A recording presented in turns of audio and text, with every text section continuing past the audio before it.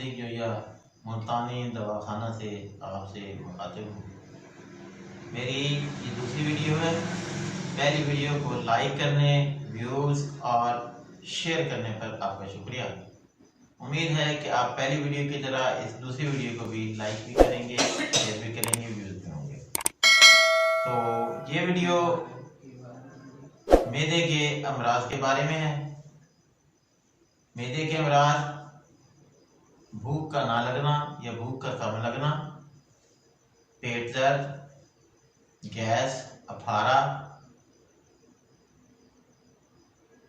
और री का खारिज ना होना या बहुत ज़्यादा हवा री का बनना। इन तमाम अमराज के लिए एक सादा सा नुस्खा जो घर में आसानी से बनाया जा सकता है, मुख्तसर अज्जा के साथ है और आसानी से दस्तयाब अशिया हैं जो अमूमन घरों में ही हमें दस्तयाब हो जाती हैं।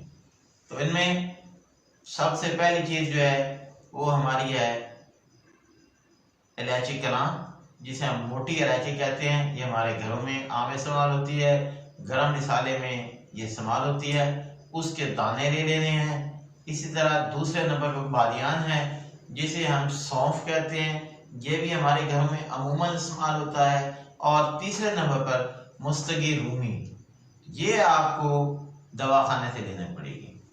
तो ये तीनों चीज़ें जो हैं, इनको हम वज़न लेने के बाद इन तीनों चीज़ों को पीस लें। पीसने के साथ ही इनको फिर एक हवाबंद डिब्बे में बंद करें, जिसको अच्छी तरह से ढक्कन लगाया जा सके। और इन तीनों दवाइयों के वजन के बराबर इसमें सोडा बाइकार, मीठा सोडा, वो भी शामिल करें। तो ये 4 चीज़ें हो जाएंगी टोटल। अब इसकी खुराक है, 3-4 को मिक्स करने के बाद अच्छी तरह इसकी खुराक ये है कि आपने तकरीबन आधी चम्मच या आधी चम्मच से कुछ कम, चौथाई और आधी के दरमियान या चौथाई चम्मच ले लें। तो उसको आपने अर्के बादियान, जिसे कि सौंफ का अर्क कहते हैं, उसके साथ आपने लेना है। सौंफ का अर्क जो है ये भी आपको पंसारी की दुकान से आसानी से मिल जाएगा।